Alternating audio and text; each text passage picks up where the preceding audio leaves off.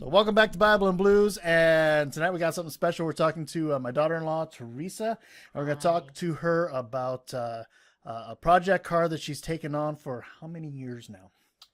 Going on 10 plus years as a daily driver. Officially started restoring it last March 2016. Cool. Okay, so so the reason this is kind of neat is this is my daughter-in-law, Teresa. Say hi. Hi.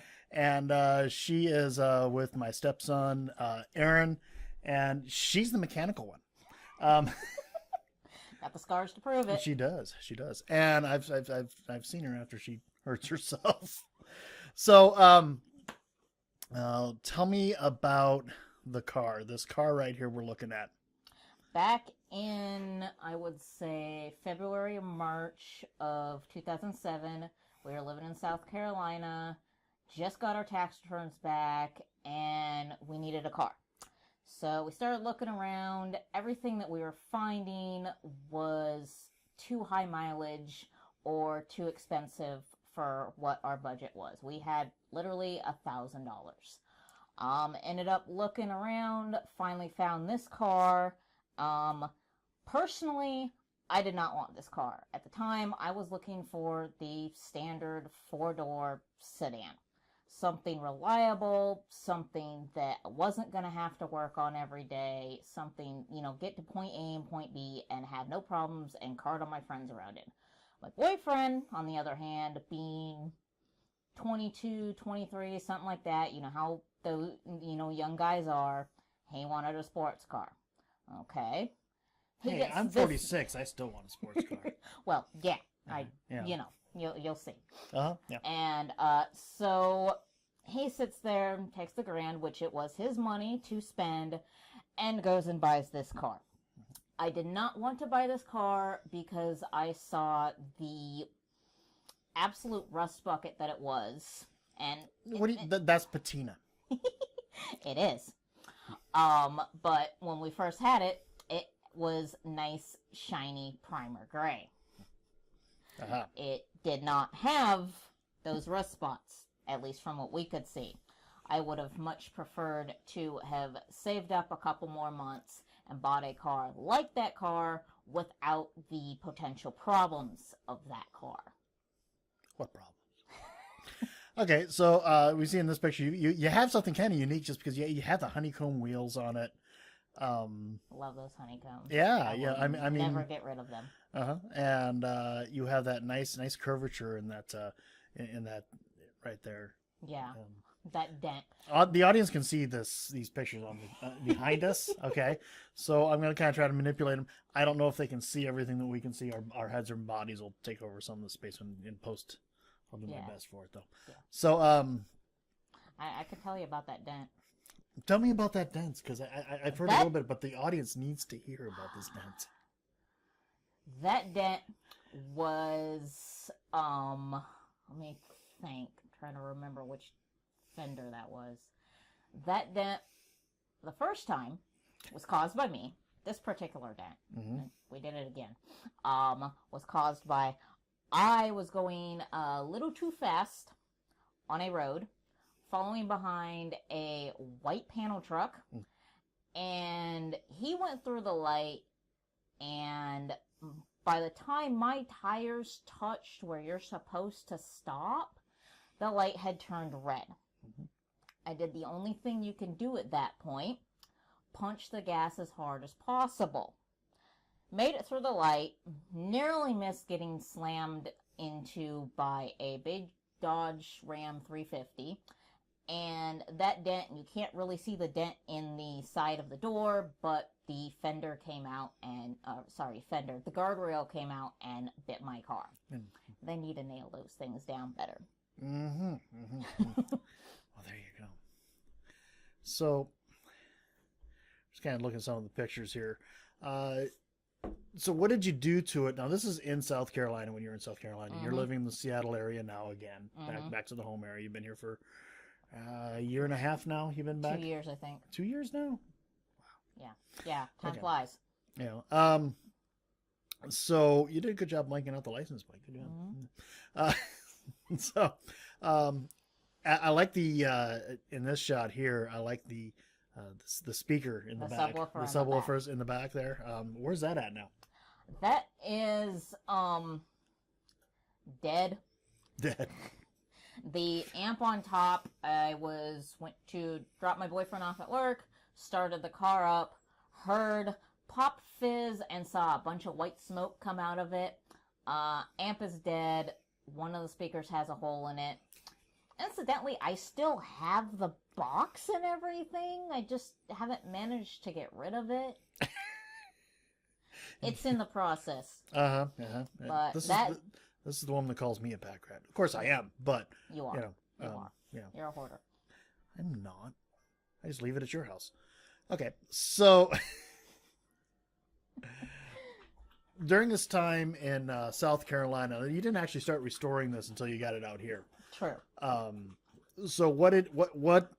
Okay, let's ask questions. What did it come with? What engine did it come with? Came with 2.8 V6. Pretty much right. You see there, 14-inch wheels. Pretty much everything bone stock.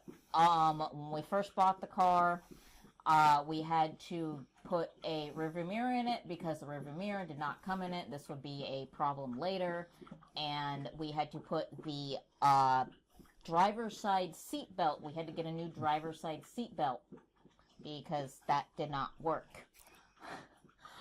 Pretty much, and my boyfriend wouldn't let me drive it for 2 weeks until we did that.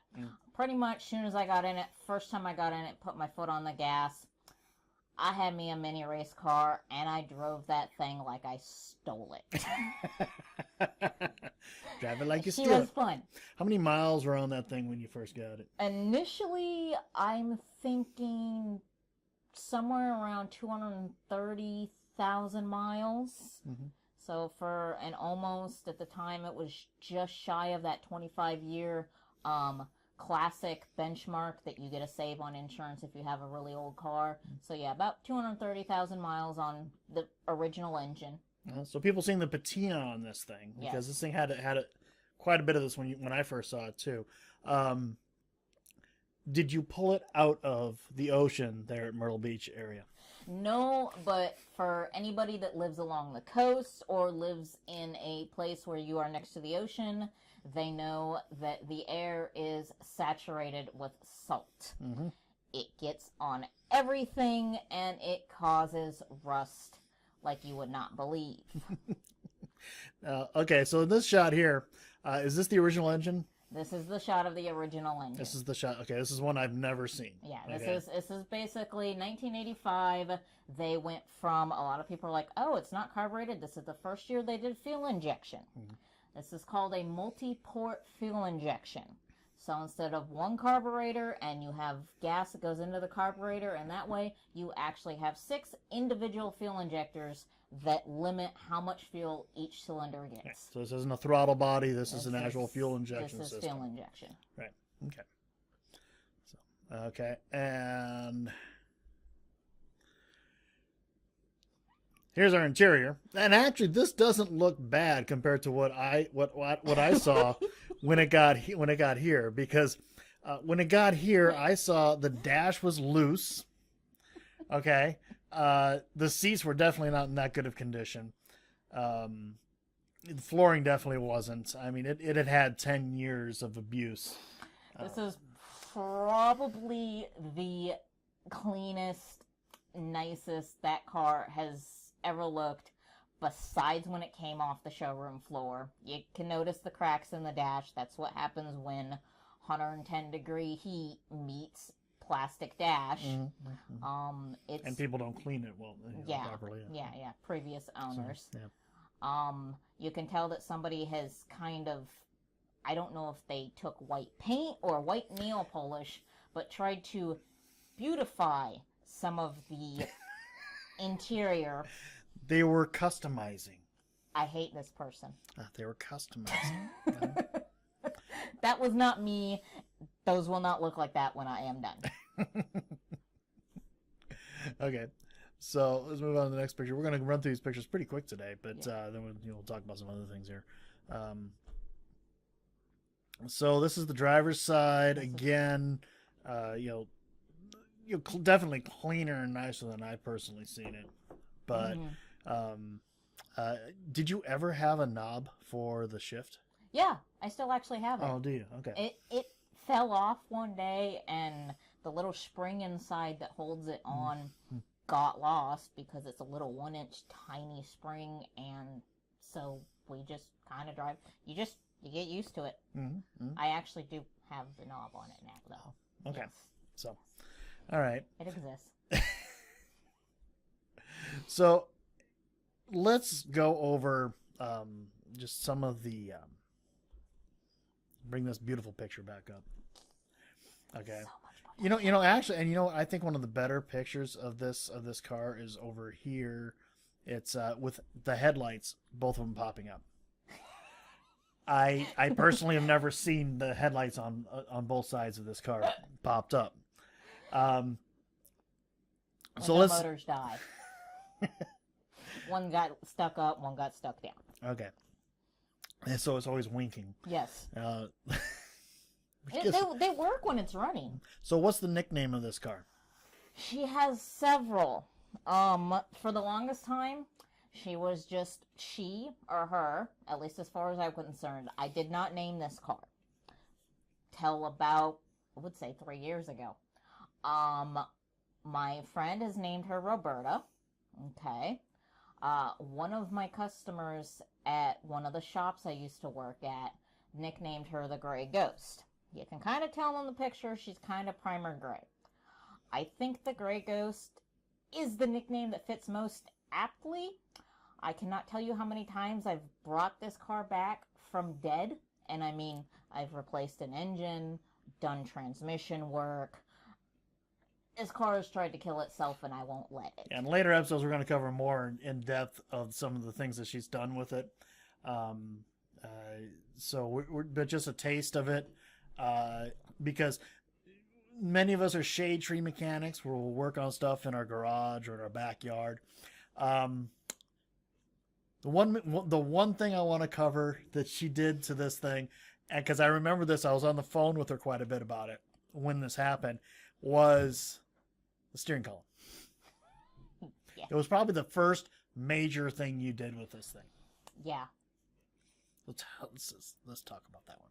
Steering column. So the reason I had to, it wasn't really, I didn't have to replace the whole steering column. That was the mechanic's suggestion, to the tune of $200 for the column itself and another $500 for labor. Now, mind you, at this point in time, this is circa 2010. Yeah. And you were making about $6.75 an hour. $6.75 an hour in South Carolina. Yeah. Okay. This $200 is a lot of money when you make $6.75 an hour. I just want to point that out. That's why you ended up with this car. Yeah. Needless to say, taking it to a shop was not an option. So I Googled how to fix. Essentially what happened, we misdiagnosed an ignition switch problem. There you have technically 2 ignition switches on your car. You have an ignition switch that is down on this column, which is the actual thing the rod pushes into to tell the car to start. You also have what people think is an ignition switch, which is actually the key lock cylinder, the thing you put your key into and turn. Misdiagnosed it, took it to a friend, and he broke it. Basically, he bent the ignition switch actuator rod, and at some point, it worked for a little bit, and then it no longer worked. So then I had to take my steering wheel off with a steering wheel puller, go rent that, had to pull all the little tiny bits and pieces out of the steering column, and at this time, no, I wasn't taking pictures, so oops. And where were you doing this? I was on the side of my work. In a parking lot. In a parking lot. Anybody else ever worked on your car in a parking lot? I have my own stories on that. So, I think it's a rite of passage, don't you? Don't you? I mean, you have to have that time when you're working, when you have no choice. Yeah. You can't afford a tow. Yep. You don't have towers insurance. You're lucky to have insurance at all if you have it. Yeah. And you're young. You're not making any money. You know, And you're like, well, screw it. I guess I'm working on my car I guess in a parking lot. In a parking lot. Seen many people do it. Done it a lot. On this car. On this car. So this is the first one. This is the first time. This is kind of what we're going to cover tonight, though. Yeah. So, and what was the temperature? Actually, I think it was around November, December, so the temperature actually wasn't that bad. It was probably like 60, 70 degrees. I would sit there and... November, December, 60, 70 degrees. I would sit there. I would wake up at 8 o'clock in the morning, get something to eat, go walk the mile to work, where my car is at, with my backpack with my laptop in it, and all my tools are in my car, locked up, of course. And I would sit there and work on my car from 9 o'clock in the morning until about 3 o'clock in the afternoon, go clean up in my work's bathroom, and be to work at 3:30. So, like it was no big deal. Because it was what you did. It's what you had to do. That's what I had. I had to have a car to get to work. Yeah. So that was your first big project. Now, was this before or after the engine change? I'm pretty sure this was that after. was before the engine change. Before the engine change? Yeah. Because you didn't do the engine change yourself. No. This No, was the engine before- change, we paid somebody to do it because Right. I was not confident and did not have the tools or the space or the know-how to do an engine change. That's fine. I get that. I kind of get that. It's not something it's hard to change an engine in. I mean, you see the pictures. We're in a gravel, in a gravel parking area at your house. There is what we're looking at for pictures. Yeah. And if you don't have the facilities to do it, an engine change is just going to be too much. Yeah. I almost didn't. On top of that, you didn't know. Yeah. Didn't know. Yeah. So, you're still in process with this thing. Mm-hmm. And you have an ultimate goal, although it's a little on the fuzzy side still. It's gone through several different renditions on paper. All Right. this, of course, is on paper in my head. I went through 5 different color schemes in the space of an hour in my head. Mm-hmm. First it was just gonna be okay. It's gonna have I'm gonna put a small block 350 in it. Then it was, hey, let's take a 350, bore it out, and make it a 383. And then it was, oh, look, there's LS engines. And then my eyes got about that big. So you do realize we're going to get so much unsolicited comments on this. I mean, and it's good. It's going to be good stuff. It's going to be cool stuff, and I want it. I encourage you, if you have ideas for this car, fill her head with more, because she needs to be confused. Stretch this out. I'm already confused. When we talk about this, and actually right at the very beginning, I started saying this, and I still say it, and that doesn't matter because it's her car, it's her passion, it's her, and she loves this thing. You heard her say that she started out. She didn't even want this car, but now it's like, I won't get rid of it. Exactly. And so now it's a totally different animal. So I've jokingly said, and it's actually serious, but it's okay, because anybody who's fallen in love with a vehicle and gotten to work on it, and you realize that suddenly the money's not the object. The value of the vehicle at the end isn't the object. No. It just isn't. It just isn't. Money. I've had people sit there. I've gotten offers for upwards of $3,000 for this vehicle in the condition you see her sitting now because of what she is. Mm-hmm. And I've had people tell me, oh, the amount of money I've put into it, you could have bought a new car, you could have bought a used car. Keep in mind, I have... We'll get dollar figure toward the end. Okay. We'll do dollar figures, because this is going to be a multi-part, and I gotta save something for later, right? Yeah. Okay. So, anyway, I jokingly call this, and you'll hear me say this several times during this, the car, the $5,000 car, she's going to put $10,000 into. And when she's done, she's going to have a $5,000 car. 10,000. Sure. That depends on which engine you settle on. So I'm at 12 for the engine, the transmission, the exhaust, the wiring, and the paint. Somebody will put it in. So right now, her and I, we're looking at 3rd gen Firebirds that are already done. Interior. That is so interior. So I have to make sure I save everything because I mean people are gonna be like, well, what are you looking at? So we're gonna save this image, and forgive me if I use your image. White Firebird 3rd Gen interior, perfect. You know, and so that's saved. So we're looking at different vehicles, and just to give I like to do this tour just to really throw her off. You know, what are you going to do with your car later on? People really do put a lot of time and love into these things, and they come out looking really good too.